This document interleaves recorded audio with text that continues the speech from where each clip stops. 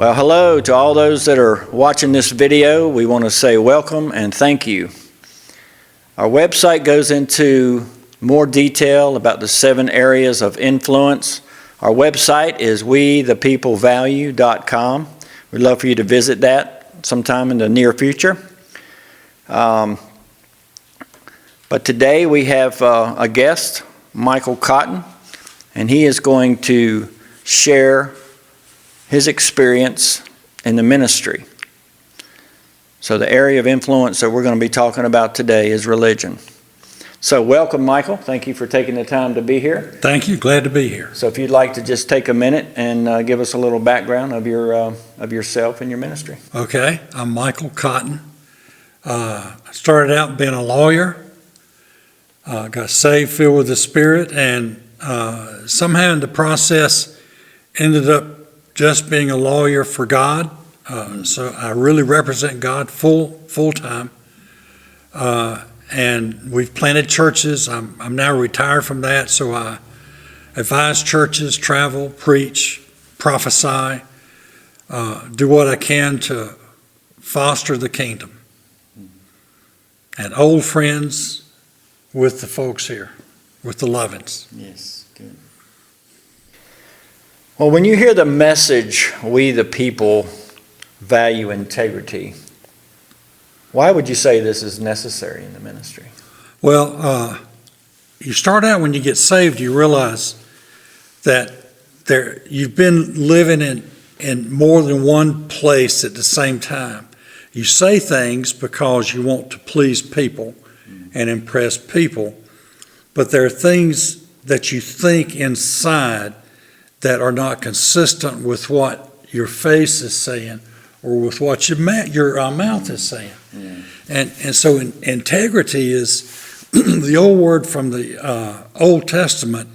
It has a meaning of fullness. So if you're moving in integrity, it means they're able to see the fullness of you that's not part of you on the inside with a separate opinion. So you're not saying I'll do something, but inside you know you're not going to do it.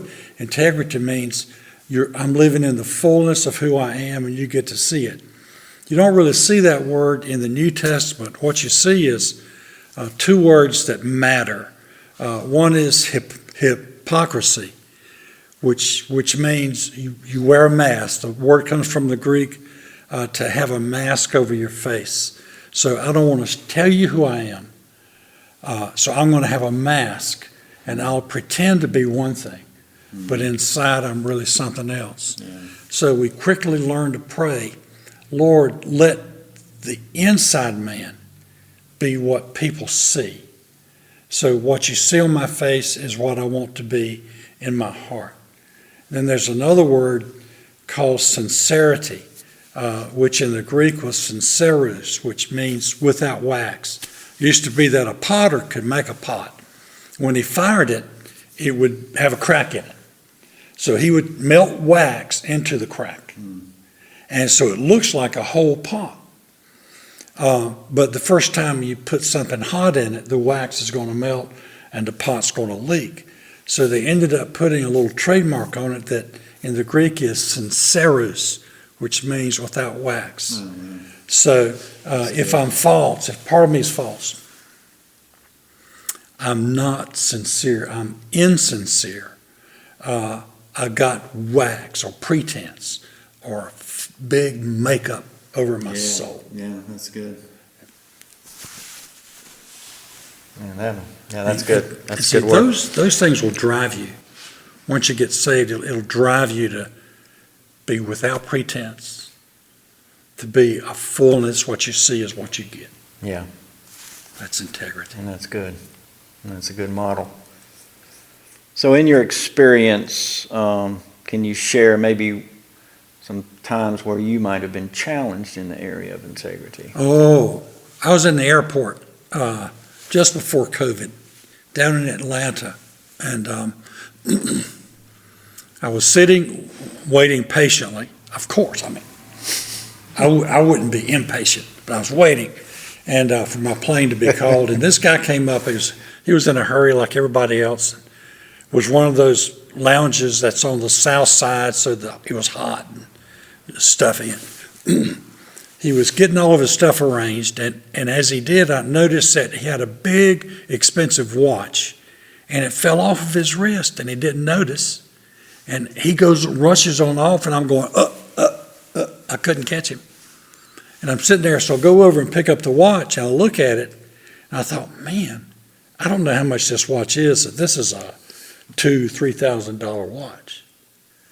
But I could not keep the watch. Yeah. I just couldn't do it. But that's what integrity is. You don't keep what belongs to somebody else, because you can't rest. If I took that watch home, I'd have to hide it from my wife, Gloria. I'd have to stick it back in the drawer of my dresser. And integrity demands that you pick the watch up, take it over to the counter, to the ticket counter, and give it to the lady there. It's just that's a momentary, day-to-day thing, but integrity is not keeping the watch.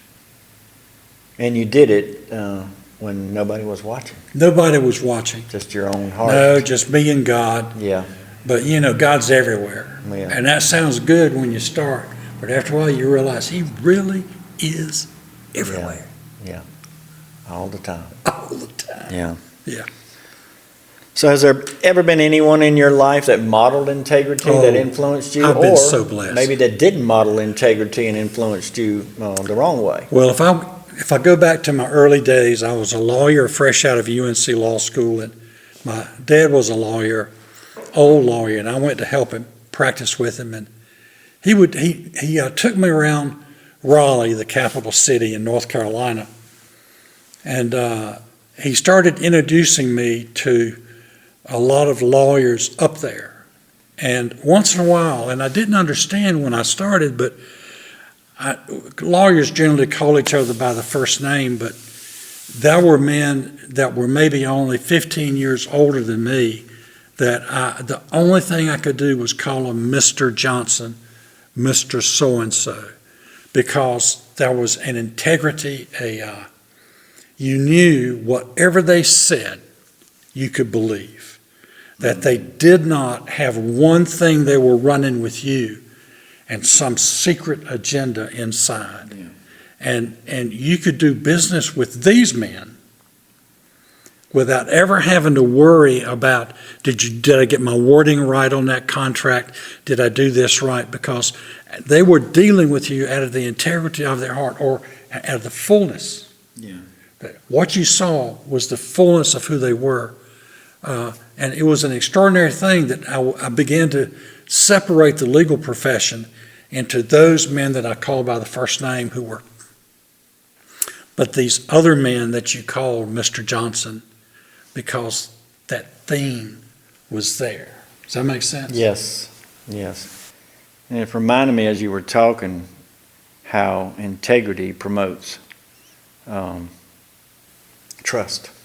Oh, yes. And friendship. Mm-hmm. You're not going to sit down and be friends with someone you just know they're lying to you. Yeah. They're running a game. They're like a poker game. They're trying to have on their poker face. Yeah. And they'll leave the room once in a while if you stay with them long. Excuse me, but they'll leave the room because they got to go rearrange their face. Then they'll come back in and sit back down. Yeah, that's good. So just to end it, is there just a one thing that you could leave with those that are watching about integrity? Yeah, the prayer is when you look at your life, you begin to pray, God, whatever people see on my face is what I want to be in me. So you ask God to dig out the hidden things that are the ungodly things, because you want the inside me to be the outside me too. Yeah. So no one ever has to wonder who I am. That's good. And I would call that what a woman of God is, what a man of God is. That what they are on the outside is what they are on the inside. That's good. Well, thank you, Michael. And thank all of you for watching this portion of We the People Value.com.